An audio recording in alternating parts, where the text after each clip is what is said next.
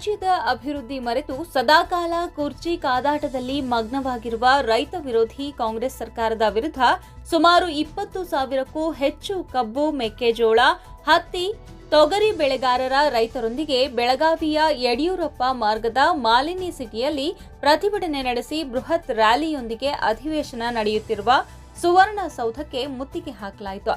BJP ರಾಜ್ಯಾಧ್ಯಕ್ಷರಾದ Shri, ವಿಧಾನ ಪರಿಷತ್ತಿನ ವಿಪಕ್ಷ ನಾಯಕರಾದ ಶ್ರೀ, ಶಾಸಕರು, ಎಂಎಲ್ಸಿಗಳು, ಸ್ಥಳೀಯ ಮುಖಂಡರು ಉಪಸ್ಥಿತರಿದ್ದು ರೈತ ವಿರೋಧಿ ಕಾಂಗ್ರೆಸ್ ಸರ್ಕಾರದ ವಿರುದ್ಧ ಬೃಹತ್ ಪ್ರತಿಭಟನೆ. ರಾಜ್ಯಾಧ್ಯಕ್ಷರಾದ ಶ್ರೀ ವಿಜಯೇಂದ್ರ ಯಡಿಯೂರಪ್ಪ, ಪ್ರತಿಪಕ್ಷ ನಾಯಕರಾದ ಶ್ರೀ ಆರ್ ಅಶೋಕ್, ವಿಧಾನ ಪರಿಷತ್ ವಿಪಕ್ಷ ನಾಯಕರಾದ ಶ್ರೀ ಚಲವಾದಿ ನಾರಾಯಣಸ್ವಾಮಿ, ಶಾಸಕರು ಮತ್ತು ಪ್ರಮುಖರು ಭಾರತ್ ಮಾತಾ ಕಿ ಭಾರತ್ ಮಾತಾ ಕಿ ವೇದಿಕೆಯಲ್ಲಿರುವ ಎಲ್ಲ ಮುಖಂಡ ಮಹನೀಯರೇ, ಇವತ್ತಿನ ರೈತ ಹೋರಾಟದ ಈ ಸಭೆಯಲ್ಲಿ ಪಾಲ್ಗೊಂಡಿರ್ತಕ್ಕಂಥ ಎಲ್ಲ ರೈತ ಬಂಧುಗಳೇ, ಅಣ್ಣ ತಮ್ಮಂದಿರೇ, ಅಕ್ಕ ತಂಗಿಯರೇ, ಪತ್ರಿಕಾ ಮಾಧ್ಯಮದ ಮಿತ್ರರು,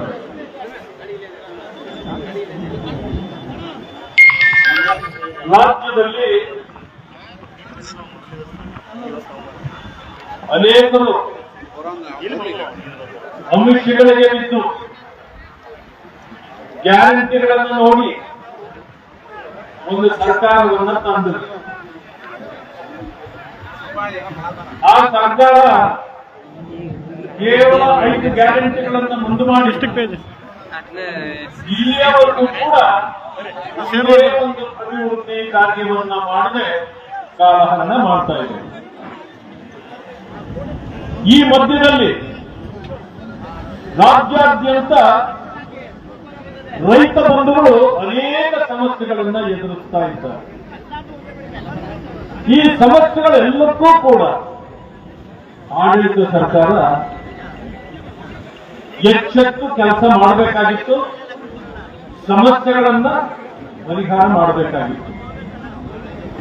ರೈತರ ಬೀದಿಗಳಿಗೂ ಇಷ್ಟು ಹೋರಾಟ ಮಾಡಿದರೂ ಕೂಡ ತಲೆ ಕೆಡಿಸ್ಕೊಳ್ತಾ ಇಲ್ಲ. ನಿನ್ನೆ ಹೇಳಿದ್ದಾರೆ, ಬಿಜೆಪಿಯವರು ಏನ್ ಬೇಕಾದ್ರೂ ಹೋರಾಟ ಮಾಡಿ ನಾವು ತಲೆ ಕೆಡಿಸ್ಕೊಳ್ಳೋದಿಲ್ಲ ಅಂತ. ನಮಗೆ ಆವಾಗಲೇ ಗೊತ್ತಾಯ್ತು ಈ ಸರ್ಕಾರಕ್ಕೆ ತಲೆ ಇಲ್ಲ ಅಂತ. ತಲೆ ಇದ್ದ ಮೇಲೆ ತಲೆ ಕೆಡಿಸ್ಕೊಳ್ಬೇಕಲ್ಲ. ಆದ್ರಿಂದ ಈ ಸರ್ಕಾರ ಹಾಗೆ ಹೇಳಿತ್ತು.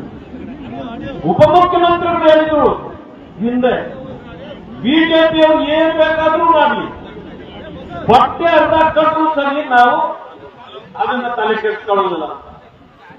ಅಂದ್ರೆ ಮಾನ್ಯ ಮುಖ್ಯಮಂತ್ರಿಗಳು, ಉಪಮುಖ್ಯಮಂತ್ರಿಗಳು ಯಾವ ಮಟ್ಟಕ್ಕೆ ಇಳಿದಿದ್ದಾರೆ ಅಂತಕ್ಕಂಥದ್ದನ್ನು ನಾವಿಲ್ಲಿ ಅರ್ಥ ಮಾಡ್ಕೊಳ್ಬೇಕು. ರಾಜ್ಯದಲ್ಲಿ ಅನೇಕ ಸಮಸ್ಯೆಗಳಿವೆ. ಈ ವರ್ಷದ್ದೇ ತಗೊಳ್ಳೋಣ. 3 ತಿಂಗಳ ಹಿಂದೆ ಅತಿವೃಷ್ಟಿಗೆ ಅನೇಕ ಪ್ರದೇಶಗಳು ತುತ್ತಾದವು. ಅದು ಬೆಳಗಾವಿಯಿಂದ ಹಿಡಿದು ಬಾಗಲಕೋಟೆ, ಬಿಜಾಪುರ, ಬೀದರ್, ಗುಲ್ಬರ್ಗ, ಯಾದಗಿರಿ, ಕೊಪ್ಪಳ, ಹೀಗೆ ಅನೇಕ ಜಿಲ್ಲೆಗಳು ಎಲ್ಲ ಬೆಳೆಗಳಿಂದ ನಾಶ ಆಯಿತು. ಇವತ್ತಲ್ಲಿ ಬೆಳೀತಾ ಇದ್ದ ಹತ್ತಿ, ಇವತ್ತು ಹತ್ತಿ ಬೆಳೆ ಇಲ್ಲ.